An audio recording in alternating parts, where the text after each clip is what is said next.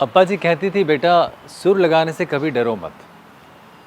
लेकिन ये डर तुम्हारे अंदर ऐसे ही आता है बहुत समय। किसी किसी को नेचुरली वो गाते हैं बजाते हैं तो उनको नहीं एहसास होता है, लेकिन किसी किसी को बहुत प्रीफिक्स्ड कुछ नॉर्म्स दिमाग में बैठा हुआ रहता है, तो इसके कारण से वो डर आ जाता है। तो उन डर को कैसे जीतें और उन डर से कैसे लड़ें, तो ये बहुत एक बड़ा चीज़ है। मैं एक सीरीज़ ला रहा हूँ, अपनी आवाज़ से पहचान। आवाज़ से पहचान कैसे हो, कैसे करें। सबसे पहला जो चीज़ है समझना कि हम बाहर जो सुन रहे हैं वो तो ठीक है, लेकिन मैं अपने आप को पहचानता हूँ या नहीं, अपनी आवाज़ को जानता हूँ या नहीं, या मैं किसी और को सुन के वो गा रहा हूँ या उनके तरह अपने गले को भी डाल रहा हूँ। तो एग्जीक्यूशन आप किसी से सीख सकते हैं, आप किसी की चीज़ों को आप फॉलो कर सकते हैं, लेकिन अनुकरण जिसको कहते हैं आवाज़ का नहीं होना चाहिए। तो उसके लिए क्या क्या चीज़ें हैं जिन पे हम बारीकियों से काम कर सकते हैं। तो आने वाले जो सीरीज़ में हम बात करेंगे वो इन्हीं विषयों पे। सबसे पहला जो है सुबह का रियाज़।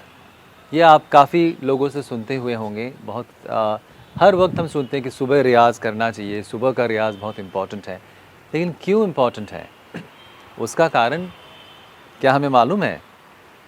हम सिर्फ जानते हैं कि ब्रह्म मुहूर्त में रियाज़ करो, अच्छी बात है, उसमें एक स्पिरिचुअल कनेक्शन हम ये करते हैं। लेकिन हमारा जो बॉडी है, हमारा जो शरीर है, हमारे बॉडी में एक साइकिल चलता है। तो उस समय सुबह का रियाज़ सबसे ज़्यादा काम करता है, क्योंकि सुबह जो टेम्परेचर है बॉडी का वो सबसे लो रहता है, सबसे कम रहता है। तो उस समय जब आप रियाज़ करते हैं तो शरीर में गर्मी उत्पन्न होता है। तो जैसे हम धीरे धीरे धीमे आंच में खाना पकाते हैं, वैसे ही आवाज़ को भी उससे वो तासीर जिसको कहते हैं वो पैदा होता है धीरे धीरे। तो उन पे हम चर्चा करेंगे। फिर हम कहते हैं कि आवाज़ को कैसे फ्लॉलेस बनाएं, कैसे एफर्टलेस बनाएं। तो उनमें बहुत किसी को सिखाते हुए मुझे ये दिखा है कि जैसे कि मैंने कहा कि कुछ प्रीफिक्स नॉर्म्स हैं कि ऐसे करना है, ऐसे नहीं करना है, ये करना है, वो करना है।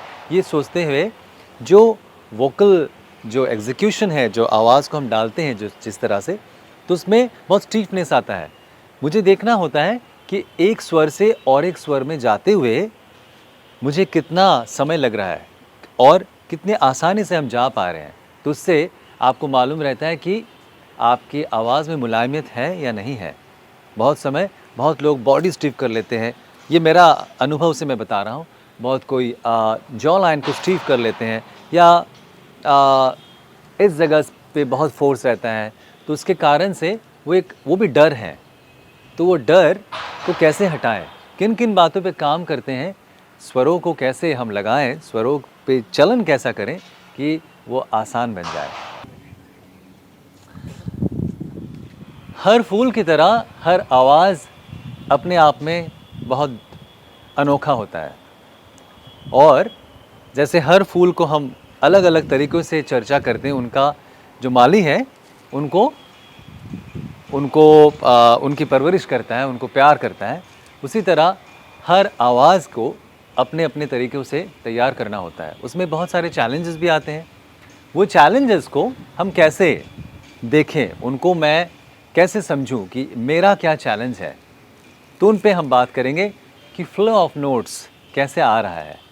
उसमें कहीं पे कुछ हिचकिचाहट है, कहीं पे किसी फॉर्मुलेशन में या आर्टिकुलेशन में मुझे कहीं पे दिक्कत हो रही है कुछ, तो उस विषय पे भी मैं इस सीरीज़ में चर्चा करने वाला हूँ। और चौथा जो है पलटा, वो क्यों ज़रूरी है? ताकि फ्लुएंसी आए, उच्चारण में सफाई आए। लेकिन पलटे का ऐसा नहीं है कि सिर्फ हमको सा सा रे रे गा गा मामा मामा बोलना है या कुछ फार्मूलाज में सर पलटों का प्रैक्टिस करना है। उन पलटों को हम कैसे प्रैक्टिस करें, कौन से पलटों पे कितना ध्यान दें, क्यों ज़रूरी है, और उनका क्या इम्पैक्ट है आपके बाकी गायकी में जो आने वाला है। आप ख्याल गाते हैं, आप ध्रुपद धमार गाते हैं, आप टप्पा गाते हैं, आप ठुमरी गाते हैं, क्या गाते हैं और क्या गाना चाहते हैं, उस पे पलटों का एक बहुत बड़ा असर पड़ता है। क्योंकि आप अगर वॉइस को प्रिपेयर किए बिना पलटों का रियाज भी करते हैं उच्चारण से, हमारी जो जिह्वा है वो अंदर से है। तो आप खुद आजमा के देख सकते हैं, जस्ट कुछ ना करके बहुत देर तक आप सिर्फ सरगम बोलिए, तो आप देखिएगा कि आपका गला टायर्ड लग रहा है। क्यों? ये जो पोर्शन है वो थक जाता है।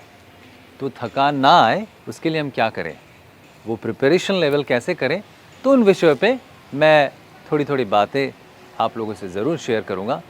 तो नो योर वॉइस, आवाज़ से पहचान, ये सबसे बड़ा चीज़ है। इम्प्रूव हम तब करेंगे जब हम उसको जानेंगे। तो पहले खामियों को समझिए, उन पे काम करिए, और कौन से चैप्टर पे हमको ज़्यादा नज़र देना है उस पे आपको खुद को विचार करना होगा उसके बाद।